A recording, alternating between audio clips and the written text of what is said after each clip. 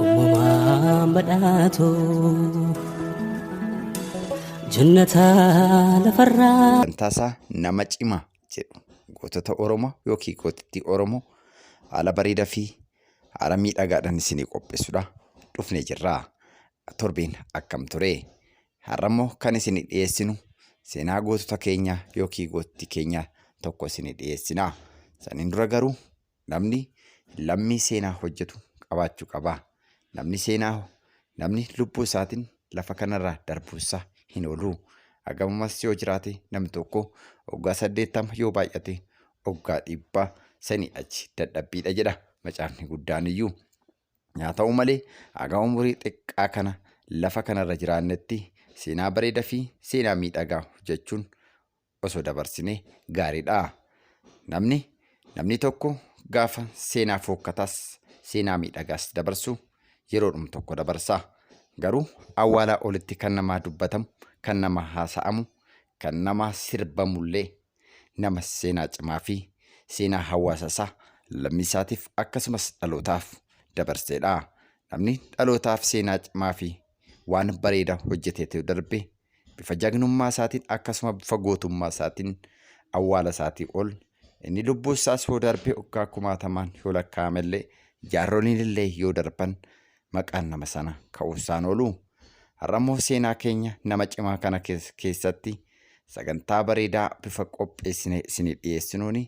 Har'ammoo sagantaa bareedduu fi gootittii Oromoo kan taate Bilillee Oromooti isinii ibsinaa. Bililleen eenyu? Bilillee yookiin Mahuubaa jedheen jaalalleeshii Baaklaar. Kanaafuu seenaa Bilillee kan waliin ilaallu ta'a. Nu waliin turaa isiniin jenna. YouTube Roobaa Show like, subscribe, share gochuu akka hin daganne. Seenaan kun seenaa dhalootaaf darbuu qabudha. Bililleen eenyudha? Eessatti dhalatte? Ammammoo eessa jirti? Maalirra jirti? Lubbuun jirti moo hin jirtu kan jedhullee kan waliin ilaallu ta'a. Bililleen bareedduu qofa osoo hin taane gootittii dhalleedha.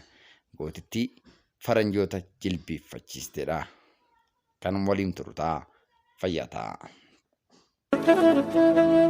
Uumamaan badhaatu jannata lafarraa. Akkam jirtu hordoftoota keenya, seenaan Bilillee kan itti fufu ta'a. Bilillee yookiin Mahuubaa jedhamti. Intala Oromoo gabrummaatiin gurguramteedha. Ilma mootichaa biyya Jarmanii bitamteedha. Ilmi mootichaa kun Bililleedhaan maqaa Mahuubaa itti moggaase. Kunis afaan Arabaatiin jaalallee koo jechuudha. Uumamaan badhaatu jannata. Ilmi mootichaa kun Bilillee jaalallee isaa godhatee. Seenaa Bilillee maqaa maatii ishee akkuma aadaa fi duudhaa Oromtichaa ishiif baasaniin kan dhalatte Oromiyaa dhihaa bakka Guma jedhamutti. Barri isheen dhalatte bara 1820 keessadha. Dhalattee yoo waggaa 10 guuttuu bara 1835 haga bara 1836 biyya isheen dhalatte lolli ka'ee ture. Lakkaa'ameen dhumuu uumamni kiyaayyoo. Bara san naannoo isaaniitti lolli cimaan waan ka'eef baay'ee gaaga'ama hedduutu ture. Maatii ishiirrallee waan hedduutu dhaqqabee mee kan waliin ilaallu ta'a. Lolli akkuma ka'een abbaa fi obboleewwan ishee 6 ni ajjeefamanii. Bilillee fi obboleettiin ishee ammoo booji'amanii gabroomanii. Sana booda obboleewwan lamaan kun gara Gondaritti fudhachuudhaan achitti gargar bahanii. Uumamaan badhaatu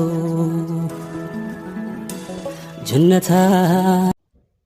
Sanumaan iyyuu waan garaan isaa iddoon isaan gargar itti bahan iddoo afaan Oromiffaa itti haasofnedha. Naannoo Gondor keessatti obboleettiin Bilillee har'a maalirraa akka jirtu illee hin beekamu.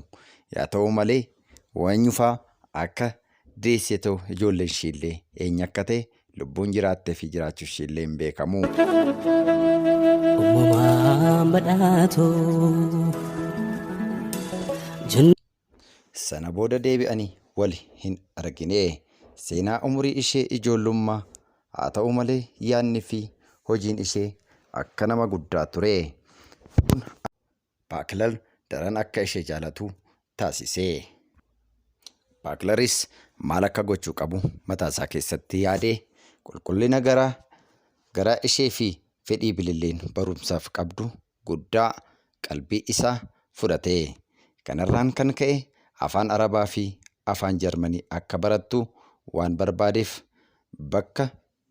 bakka daawwachuu deemu hundatti Mahuubaa of biraa hin dhabamsiisu ture.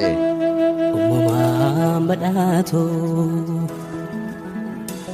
Jannataa. Mahuubaanis baay'ee gammaddee baay'ee itti tole. Maaliif yoo jettan iddoo daawwachuuf imalu hunda akka ishee waliin deemu waan murteessee fi yaadni isheen iddoo tokko erga daawwattee booda kennitu baay'ee isa ajaa'ibsiisaa ture. Amalli ishee kan amala cimaa paark yeroo Awurooppaadhaa dhufu qabu akka jijjiiratu godhe. Kanaaf Baaklar yeroo tokko akkas jedhee mee kan waliin ilaallu ta'a. Maal jedhe laata? Walitti deebinaa. Lakkaa'ameen dhumuu uumamni kiyaayyoo. Jecha Baaklar jedhu kana namoonni hedduun illee yeroo baay'ee itti fayyadamu. Nuti immoo mee har'a kanum waliin ilaallu ta'a. Maal jedheen laata? Mee kunooti wajjin haa ilaallu. Baaklar yeroo xiqqoo tokko booda akkas jedhee nama dhugaa wajjin jiraatu wajjin ooleen yeroo baay'ee booda nama dhugaa ta'e jedhee. Mahuubaan intalli garaan Oromoo onneen Oromoo har'a deessetoo asiin geesse kana Oromoon fi akkasumas bakka dhugaa oolu asumaan Baaklar dhugaa bahee. Mahuubaanis intala Oromtittii gaarreen Awurooppaa keessa fi iddoo bashannanaa keessa imaltullee seenaa fi duudhaa abbaa ishii akka hin dagatin illee asumaan Baaklariif ibsitee jirti. Kun waan nama ajaa'ibsiisuu fi waan nama boonsudha. Seenaan bareeddittii bilillee Oromoo yookiin Mahuubaa itti fufaa. Uumamaan badhaatu. Jannataa lafarraa. Baaklar kanaan hin dhiisne akkasuma akka jedheen nama dhugaan wajjin jirtu wajjin ooleen yeroo baay'ee booda nama dhugaa ta'e jedhee afaan qofatti hin dhiisne ni barreesselleedha. Biyyoota bahaa waggaa 3 erga daawwatanii booda bara 1840 Baaklarii fi Mahuubaan gara Awurooppaa deebi'anii. Yeroo kana Mahuubaan dhukkubni sombaa fi heexoo waan qabeef baay'ee dhukkubsatte. Lakkaa'ameen dhumuu uumamni kiyaayyoo. Bilillee qalloo bareedduu Oromoo seenaa faranjii jilbiiffachiiste akkasumas aadaa fi duudhaa ishiillee haala babbareedaadhaan hawaasa biraatiif ibsite. Akkasumas sammuu ishee cimtuu namni taate kun eega dhukkubsateen booda nafti isheellee baay'ee huqqatte. Maalan isinitti hima qaamni ishee guutuun foon irraa dhume lafeetti bahe. Baaklar osoo garaan Mahuubaa irraa adda bahuun barbaanne yaada wayiitti dhufe. Mana isaa Muuskaa jiru keessatti doktora isatti amaanaa kennate. Haadha manaa isaa dhukkubsatte gaafachuu Berliin deeme. Lakkaa'ameen dhumuu uumamni kiyaayyoo. Baaklar gara Jarmanii gara Berliin imalee. Yeroo kana Mahuubaan baay'ee dhukkubsatte. Mahuubaan dardarri biyya ishee Ooshuu Aagaa kan jedhamuun wal baratte. Ooshuu Aagaa irraa ammoo hayyicha Jarmanii kan afaan Oromoo qoratu Tuchkiin wal barte. Sirba afaan Oromoo kan bililleen sirbite hayyichi kun galmeesse dhalootaaf dabarsee jira. Uumamaan badhaatoo jannata lafarraa. Sirba Mahuubaa yookiin bililleen sirbite maal akka jedhu beekullee baannuu isheen garuu weedduu weeddisteen namoonni seenaa barreessan dhalootaaf dabarsanii jiru jedha seenaan barruun keenya irraa dubbisne kuni. Ijoollummaa ishee kaasee guddisee jaalallee akka ija isaatti ilaalu kan taasise Baaklar haati mana isaa waan guddaa dhukkubsatteef Barliinii gara Mahuubaatti deebi'uu hin dandeenye. Uumamaan badhaatoo. Garuu Baaklar bakkuma jiru taa'ee xalayaa ni barreessafi ture. Mahuubaas dhukkubni guyyuma guyyaan itti cimuu adeeme. Akka hin danda'amne garaan waan beekeef yoo duutu Baaklar akka ishee bira taa'u guddaa hawwite. Lakkaa'ameen dhumuu uumamni kee ayyaa. Waan gara nama nyaatudha. Fedhii ishee kanas dhukkubsattee barreessuu waan dadhabdeef doktora ishee bira jiruuf akka barreessuuf gaafatte. Gaafii bililleen gaafatteen Mahuubaan gaafatteenis doktorichis xalayaa barreesseefi.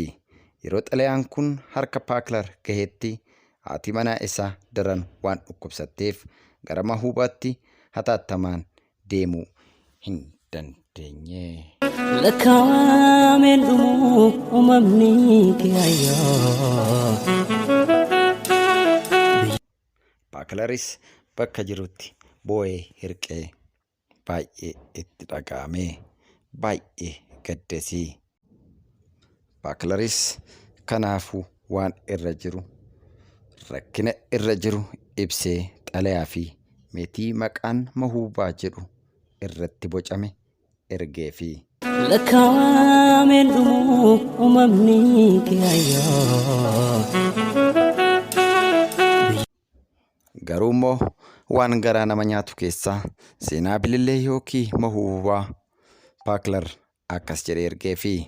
Garuu yoo xalayichii fi meetichi onkololeessa 27 bara 1840 Mooskaa ga'u bililleen garuu arguu hin dandeenye. Isheenis isa dhumaaf addunyaa kanarraa boqatte. Seenaan bilillee baay'ee kan Uumamaan badhaatoo. Seenaan bilillee kan gara nama nyaatu ta'e lubbuu ishee darbee seenaa jaalallee ishiillee akkasumas ergaa jaalallee ishiillee dubbisteetoo garaa ishiitti laphee ishiitti qabachuu hin dandeenye. Yaa ta'uuti namni innaa lafa kanarra jiraatu hanga ta'e jiraata. Sanaan booda lubbuun isaa darbuun hin oolu. Isinis bililleerraa yookiin Mahuubaa